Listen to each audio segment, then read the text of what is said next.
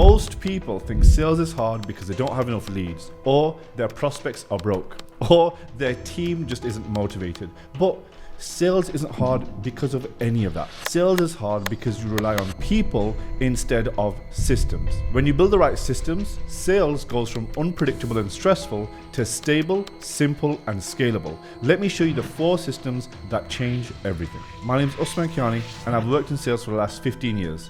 Over the last 10 years, we've managed and scaled some of the biggest sales teams, some of which have 400 sales reps. Right now, I'm managing multiple sales teams in my advisory business. We also have a training business for sales reps going to sales managers. So everything that we do is all around sales leadership. The first system that we install into every business is a setting system. Most teams struggle not because they can't sell, but because their pipeline swings wildly from one week to the next. I've worked with a company recently that's been drowning in leads, and then the next month they're completely dry. Their setters have no consistency, no structure, no standards. Once we built this setting system, their calendar became stable within 2 weeks. Pipeline problems are almost always a system problem. The first thing that you need to install is daily activity tracking.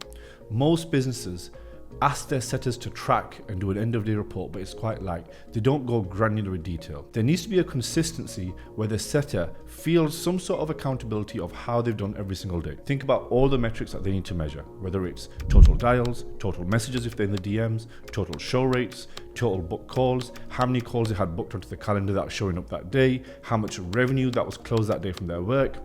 All of these metrics need to be filled out every single day. When they fill them out every single day, you're then going to get them to do an end of day report on completing that setter tracker, but also completing some sort of end of day report inside Slack or your email or wherever it needs to go so you can actually see it. The number one thing that most people miss is they put this system in, but the manager or the CEO, they don't actually reply back to the setters acknowledging their work. It's the acknowledgement of the daily activity that is as important as their daily activity. Think about it on the setter's point of view.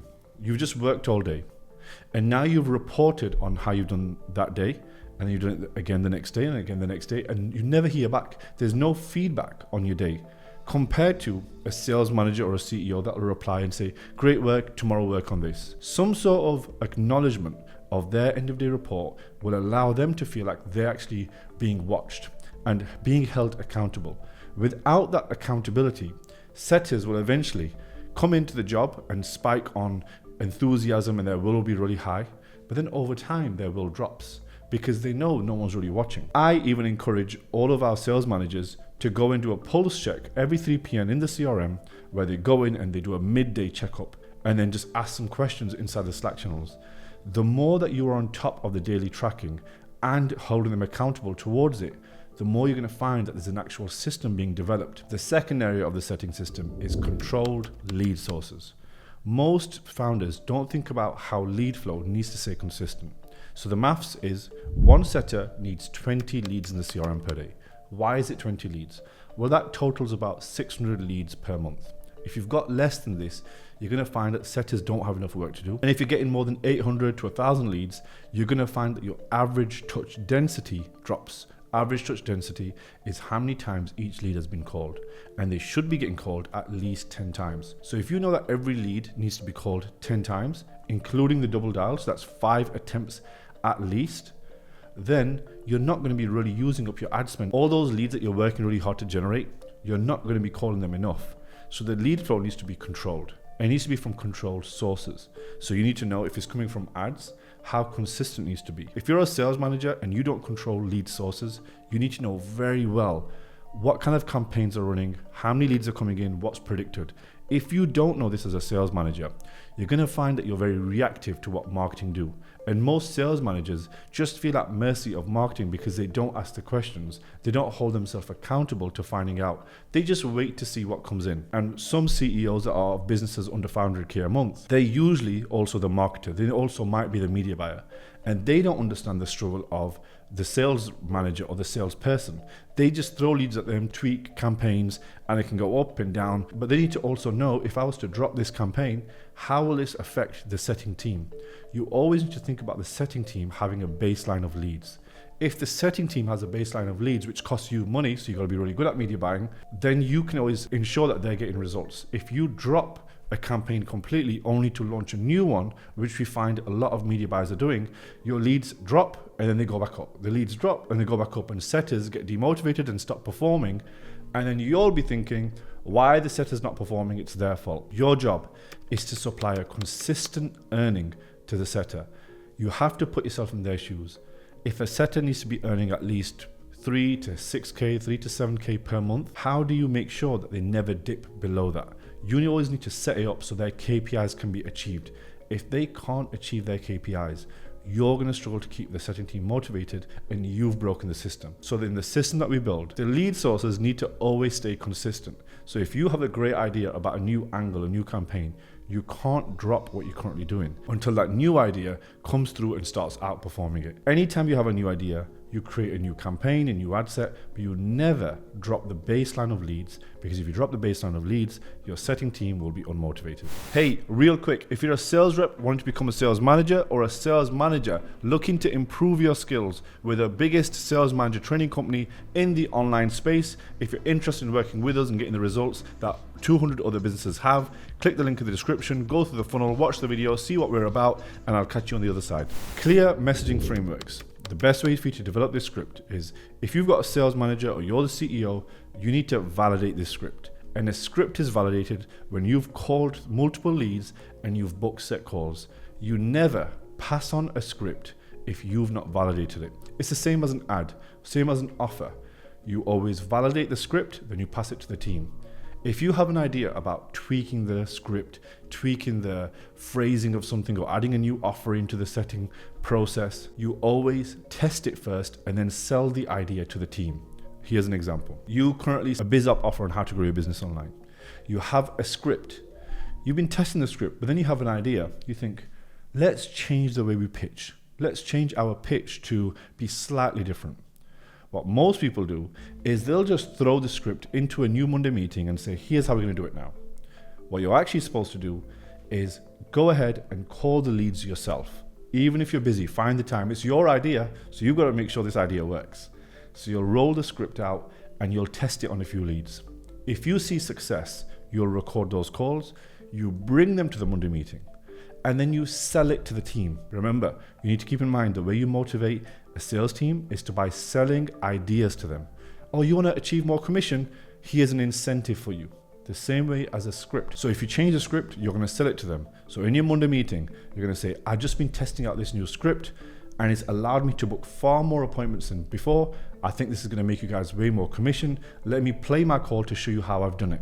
So then you play them the call and show them how you've done it. You ask for their opinion. And now they're bought in on the idea. Rather than just rolling it out and throwing the script at them and saying, here's a change, they're not doing it properly, you're annoyed they're not doing it properly, simply because you didn't roll it out the right way. Always sell it to the team after you've tested it. Validate every single idea. And this is a big difference between businesses that are under 10 million to over 10 million. Businesses that are under 10 million have ridiculous ideas, and they just throw the ideas at the team and hope that the team crush, and then their sales go down. And it's all because of leadership, never because of the team. The fourth and final thing to build a great setting system is that the targets need to be tied to the show rate, not the book calls. If you tie their targets to book calls, they're going to end up booking garbage onto the calendar, and they're not going to be confirming the calls. When you tie it to the show rate, behaviorally, the setters will message more. They'll hand over to the closers better. They'll make sure the calendar invite is accepted when they're booking the call in. Everything is tied to the result that you want, not book calls. 90% of businesses that we work with have targets based upon book calls and never show rate. But the show rate is the most important thing. The setter's job is to make sure the lead shows up and is qualified. So you train them on that. You don't train them just to book calls. If you train them on just booking calls, you're going to find that your show rate is below 50%, and usually it's below 50% because it's your fault. You're going to see a trend. Every problem is a leadership problem, especially within sales. Predictability beats hustle every time, but a predictable pipeline means nothing if your closers are guessing their way through the calls. Which brings us to the closing system. Teams fall apart when every closer sells their own way. That's not a system, that's chaos with a headset. I once walked into a team where one closer carried out 70% of the revenue. If he had a bad week, the business suffered. We replaced heroics with structure, and suddenly the entire team rose to the same standard. Great closers win deals. Great systems win consistently. A great closing system includes scripted frameworks, not just scripts. What most people do is they'll map out an entire closer script. They'll go through all the phases of rapport, introduction, discovery, cost of inaction, pitch, and pricing, objection handling. They'll build out this script and they'll word it all the way in there. But they don't think of the nuance of the call. If you think about most sales calls, either B2B or B2C, every prospect is different. You're going to find a trend of pain points. You're going to find a trend of questions. But that trend does not mean that they can't leave the script. Great closers collect not just one problem on every sales call, but up to 3. But they use the script as a guardrail to take them through that call. In the very beginning, of course, they need to use the script if they don't have experience. But the more experienced the closer, the more we allow them to move away from the script. Because as they move away from the script, they're able to use their own intuition. And intuition is defined by recognizing previous patterns. So if a closer has a lot of experience and they recognize previous patterns and they can't move away from the script at all, you're going to find that they tend to struggle and not be themselves. Every closer develops their own personality on calls. If they sound robotic, that's usually because they're following the script way too much. So what we always get them to do is learn the script initially.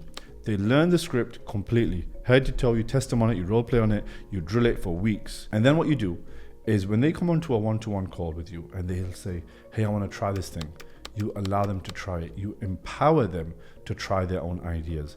If you only have a team that can only do the thinking based upon you doing the thinking for them, it's a constraint team. It's not a system.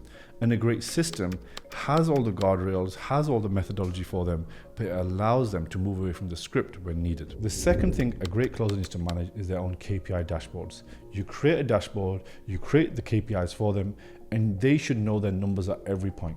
If you ask your closer, where are you at for your target this month? What's your run rate this month? How many sales should you be getting? If they don't know the answer, they're not truly on top of their sales. They're just taking call after call. If your closer is the type to just take call after call, but not really know their numbers, you're gonna find that this closer eventually declines and leaves. A great closer knows where they are for the month, how many sales they need at any time. You ask them at any time of the day, where are you at for your monthly target? They know the number. How many calls do you need for your target? They know the number. And you train them to manage their own dashboard. A great closer knows where they are for the numbers. So if their target is 250k revenue for this closer, you know that this closer needs to know where they are for their run rate. So if there's 30 days in the month and you need to bring in 250k, they know how much revenue to bring in each day per day's worked. And then you can ask them, based upon where you are for the month, how are you tracking? And they should tell you, I'm either 5% behind, I'm 10% ahead. And when they're pulling ahead, you motivate them to go above and beyond, maybe an incentive. And when they're behind, you give them the support that they need to be able to catch up. Everyone needs to know their current position of the month, and there needs to be a dashboard to show them all of those metrics. The third thing they need is an impactful weekly one-to-one. In a great one-to-one, you want to make sure that you know how they feel. What are their problems outside their work? What's their professional development plan? What most people do when we watch their one-to-ones is they go over their numbers and metrics only. They don't really know the rep. They don't know about their family. They don't know their pet's name. They don't know their future goals. They don't know why they're in the job. Your one-to-one is your time to invest in your team. When they know that you're investing in them, they're more inclined to stay at the job. The more that you invest into their life, the more that they're going to want to stay in the role and want to actually do better for your business. A great one-to-one has 2 documents that you complete. A 131 document, which is 1 challenge and 3 solutions that they complete and bring to the call. And if you want our one-on-one template that we use for hundreds of reps, go in the link in the description, go onto the free school community, and you're going to find it in there. You can take it and use it for free. The second thing that goes alongside a 131 document is a professional development plan, a PDP. And every professional development plan has where they are now and where they're trying to go. And you speak about this every week. It's actually very similar to a sales call. You'll ask them where they're trying to go, where they are now, and then what you're actually selling to them is doing the job. Doing their job better is the sale. And that's why great managers understand sales. When you think about every great leader, whoever the leader is that you look up to, they're great salespeople because they're able to sell the ideas to the people that are doing the jobs. Selling the ideas with a great vision where you say why it's important, where you're trying to go, and showing them their role and why it's so important to get that role with them is going to keep them motivated. If they ever get the feeling that your goal is just to hit $1 million a month and you're just always talking about the goal and never their personal goals, eventually they will leave and they will look elsewhere because they don't feel included. The fourth and final thing in every great closing system is incentives tied to the outcome. Let's say the outcome that we want this month is 600k revenue. We've got 4 closers on the team. We've split that 400k between the team of 150k each. And then we'll set them as their baseline. That's their baseline target. Let's say it's a 15k sale. They need to close 10 sales that month. 10 sales being closed by each closer. 40 sales in the month is 600k. So now that's our baseline. But we want to try to go over that because we need 600k for our growth targets, but 700k, 800k, 900k will allow us to go above and beyond. So you'll hit your targets for the team, which is 600k. You'll write them out, make sure at the start of the month they know those targets, and they're incentivized to do it with their commission. Then you'll create a team pot, and the team pot that you'll create is if we hit 10% over 660k, so everyone goes 10% over on their target, or one person goes above and beyond where it makes up for the rest and the team hit 10%, we will give you X. You want to incentivize the thing they want, and how you find out what they want is listening to them in their PDPs. You tie that to the incentives. If they was to say something like, my goal is to just earn more money, you will then say, if we earn an extra 60k and we go 10% over, we will have a team pot of $2,000 that you guys can all split and have another $500 on me between you. It's easy for me to say here, this is the incentive that you need to give. But the truth is, incentives are tailored towards what they want.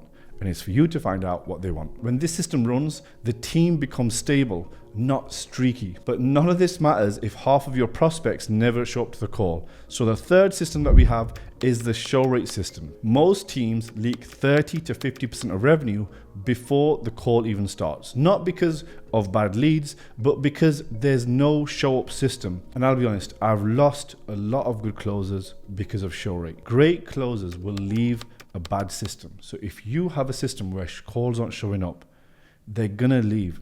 If you think about a closer's day, they wake up that morning and they got 7 calls in the calendar. They've thought, if I can close 30% of those calls, I'm gonna make this much money. This is what a closer's mind does. They start to think about how much money they're gonna make that month. They start to visualize it because that's what makes them great at the job. And then what happens is if 3 of those calls don't turn up, they're gonna stop believing in that vision. And when that doubt creeps into their mind, it stops them performing. It stops them working with vigor. You'll start pointing the finger at them and saying, hey, you're not giving these calls enough energy. You're not closing the calls that are showing up. Only 3 out of these 7 calls are showing up. You're not even trying. And if you've not worked as a closer, you may not understand the psychology of a closer, but it completely demotivates them when they were hoping on making a certain amount of money that day and they weren't able to make it. So you have to make sure show rate is fixed. And we're going to give you some tactics on how to actually fix the show rate. But if you don't have your show rate dialed and you're not showing importance to that, your closers will leave. The best closers will never work for a business with bad show rates. The bare minimum of a show rate system is your automations. Now you have your automated sequence where you have a sequence of emails that goes out to confirm that they've got the appointment booked. It could be WhatsApp, it could be text, it could be email. All of these things need to be there. That's your automated reminders. These need to be sequenced not just to also give a reminder, but they also need to have value in them. So if you give a text, the old way of a reminder text used to be, we'll see you tomorrow at 3 p.m. for your appointment. And the new way is we're going to see you tomorrow at 3 p.m. and then insert some value, 1 or 2 sentences. Every bit of communication should have some sort of value, not just reminder. Because if it's just reminders, people don't open them. If they see value in there, they're way more likely to show up to the call. Every reminder that you've got over text and email, when it's automated, it needs to have the reminder itself plus value. If you take away the value and it's just reminders, your open rates will be down, your confirmations will be down, your show rates will be down. The more value that you provide leading up to the event, the more likely they are to show up. The second thing is way more marketing heavy. So if you're a sales manager on offer, you need to make sure you work with your marketing department to make sure this is installed. And if you're a media buyer, CEO, you need to make sure your business has this. So after the call is booked, 1, obviously you need to make sure your pixel and everything is connected. But you need to have enough targeting. A lot of the older days, marketing just used to be setting up reminders. Now you have to absolutely bombard them. You got to shove 20 bits of content down their throat before they show up to the call. If you don't get to do that through retargeting, the chance of them showing up and showing up prepared will be tough. I'll be honest, like we've struggled with this. We started an offer where we train sales reps into sales managers. It absolutely crushes. We do amazing. But the struggle that we had was initially sales managers were coming onto the calls asking just for a placement. but it was a training offer with placement. So we have to also train them. We're not just going to place you for free. We actually need to train you, because if we train you, we can certify to every business that you are at a certain level. And I can tell you, most sales reps that want to become sales managers, they don't know anything about systems. They don't know anything about processes. They know about sales training. They know about running a meeting because they've done it, but they've not done all the other areas. So they're not aware of all the things they need to learn. So all they think is this is a placement. But what we did was we fixed it by retargeting and showing all the things they need to learn. By sending those things out, people show up way more prepared, way more aware of what's going on, and the show rate is higher. If the thank you video isn't right, if the sequence isn't right, if the retargeting isn't right, all of those marketing efforts are wasted. The show rate is down the drain. Your show rate is more important than the close rate. If the show rate is higher, you will make more money than any close rate, because more people are actually showing up with the same consistent show rate. The third thing that you need to have is pre-call expectations. And yes, that's done through marketing, but they need to be dialed straight after the appointment. So after they book in their appointment, you want to dial them as quickly as possible. If you have a small business where closers can confirm their own calls, there's not that many calls in the calendar, get the closers to confirm their calls. If you have closers back to back on calls, get the setters to confirm the calls. If your setters and closers are busy, hire an appointment confirming specialist so they can confirm every single appointment. If you want to hire an appointment confirmation specialist, go to Cape Town, hire from Upwork, hire from one of these websites.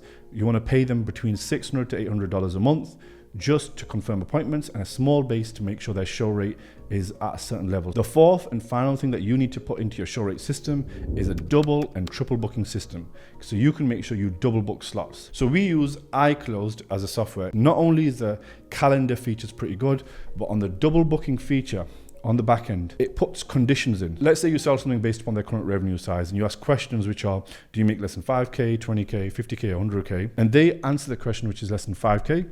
And we have data to show people who put that they're making less than 5K have a lesser chance of showing up. When they tick that in the question box, it will mark it as free on the calendar so other people can double book. So how do you protect yourself from making sure if both of them do show up, they don't get ignored?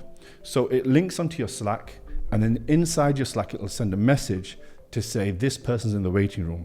And then any one of the closers or setters who's free can jump in on that call if both of them show up. But we know the chance of them showing up is very slim because they've booked a call and they have previous data showing people who earn less than 5K have a lesser chance of showing up. So it marks it as free.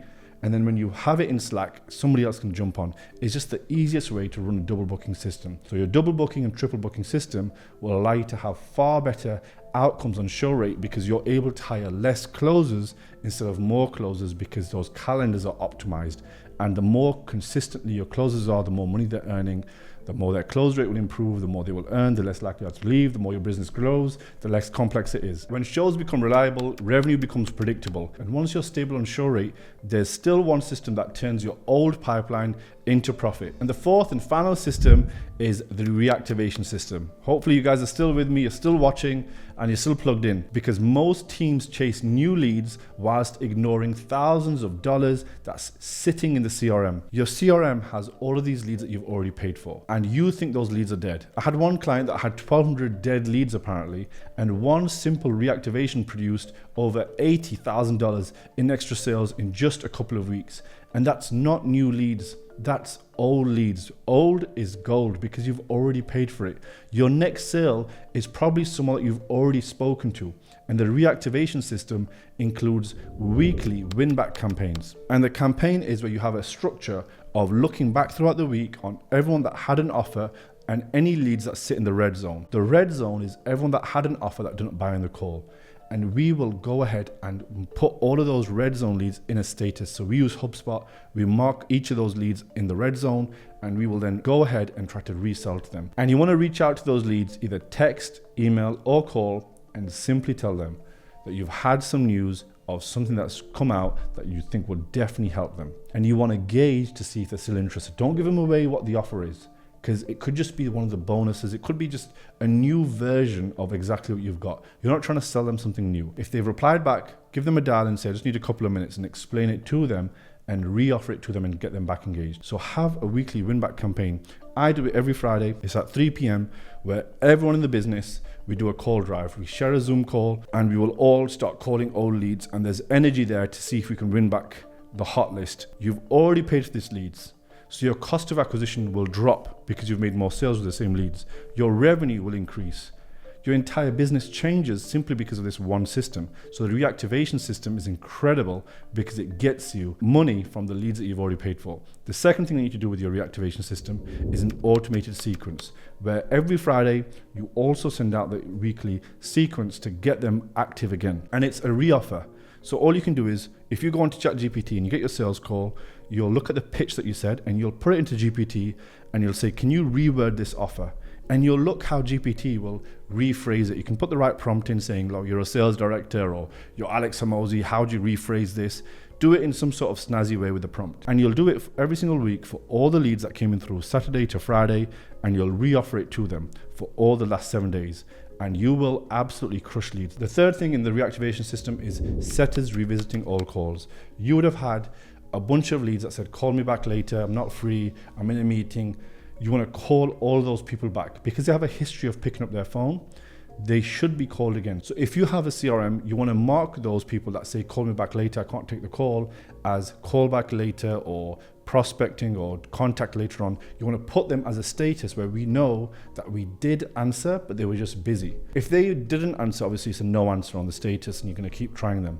But if they have answered, mark them as a different status, because if you mark them as a different status, we know that we've had a history of them picking up the phone.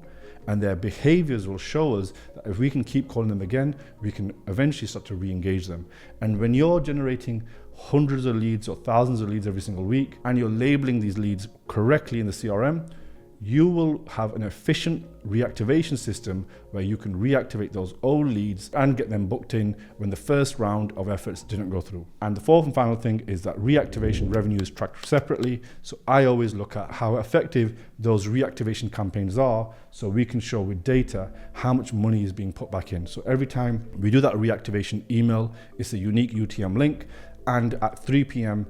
every single Friday, when we do that reactivation campaign, we will note down how much money that we made, so we know how effective it is. Once you see how effective it is, you now know when to double down, and you now can improve things because you're measuring them. Put these 4 systems together and your sales stop being hard, it becomes operational. Sales isn't supposed to feel chaotic. It feels that way because you're relying on people instead of systems. Build these 4 systems: setter, closer, show rate, and reactivation system, and your sales team will stop guessing and start performing. And if you want the full framework on all these systems and work with us, click the link in the description. I'll catch you in the next video.